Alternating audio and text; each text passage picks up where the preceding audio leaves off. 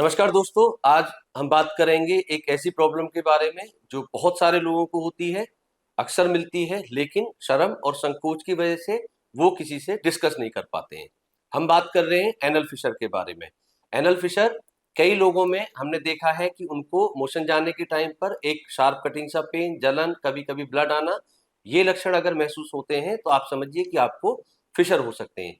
हम बात करने वाले हैं 5 ऐसे यूनिक लक्षणों के बारे में जिनके आधार पर आप निर्धारित कर सकते हैं कि आपको फिशर की तकलीफ हो सकती है। सबसे पहला है मोशन जाने के टाइम पर या उसके बाद में एक शार्प कटिंग सा पेन होना, जैसे मिर्ची सी लगती है, जलन होती है, कटिंग सा पेन होता है। दूसरा लक्षण है कि मोशन के टाइम पर या उसके बाद में एक फ्रेश ब्लड, कई बार वो हमें स्टूल के साथ में ब्लड की लाइन जैसी लगी हुई महसूस होती है।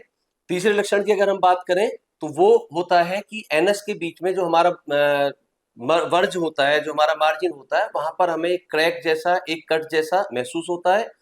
चौथे लक्षण की अगर हम बात करेंगे तो चौथा लक्षण है कि कई बार मोशन जाने के टाइम पर बहुत देर उसमें लगती है, कॉन्स्टिपेशन रहता है, हार्ड इश्यू होता है और कई बार ऐसा होता है कि पेशेंट मोशन जाने से डरने लगता है, क्योंकि उसमें हमें अवरोध जैसा महसूस होता है, ऐसा लगता है कि जैसे लैट्रिन के रास्ते में कुछ सिकुड़ाहट आ गई है। और पांचवा लक्षण अगर हम बात करें तो वो रहता है एनल रीजन में इचिंग या डिस्कम्फर्ट, जो कुछ घंटों से लेके पूरे दिन तक रह सकता है।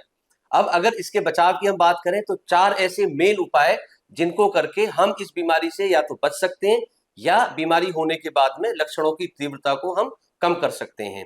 पहला है सिट्स बाथ। सिट्स बाथ मतलब अवगाहन। मैंने पहले भी अपनी कई वीडियोज में इसकी इंपॉर्टेंस के बारे में बताया है।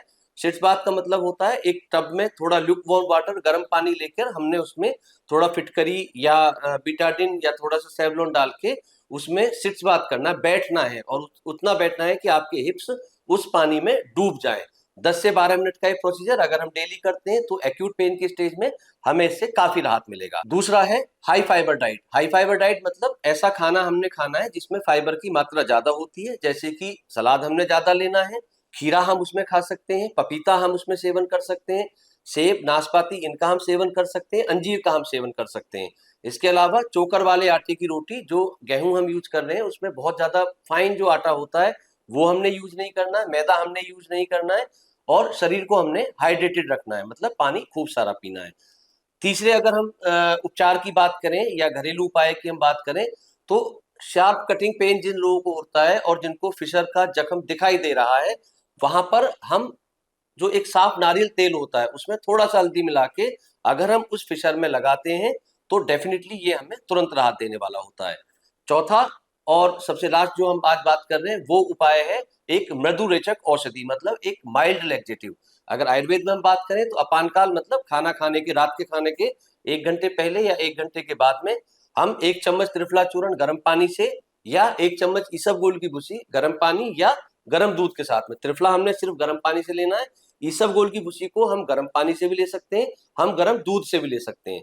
तो इसका सेवन करने से भी सुबह जो हमें मोशन के समय पर दर्द होता है, कष्ट होता है, उससे हम मुक्ति पा सकते हैं। एक और विशेष चीज अगर मैं इसमें बताना चाहूं, अगर ये लक्षण आपको 10 से 15 दिन से ज्यादा परसिस्ट करते हैं और इन उपायों के करने के बाद में भी आपको आराम नहीं मिल रहा है, तो ये सारी चीजें या बहुत सारी चीजें आप यूट्यूब पे या बाकी चीजों पर देखते हैं, लेकिन अगर 10 से 15 दिनों के बाद में भी आपको लक्षणों में आराम नहीं मिल रहा है तो निकटतम अपने किसी क्वालिफाइड डॉक्टर के पास में जाकर उसका जांच जरूर कराएं कि एग्जैक्टली ये तकलीफ फिशर ही है या कुछ और है।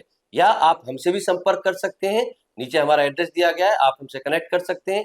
अगर आपको ये वीडियो पसंद आया हो तो इसको लाइक करें, शेयर करें अपने उन दोस्तों के साथ में जो शर्म की वजह से इस तरह के लक्षणों को इग्नोर करते हैं।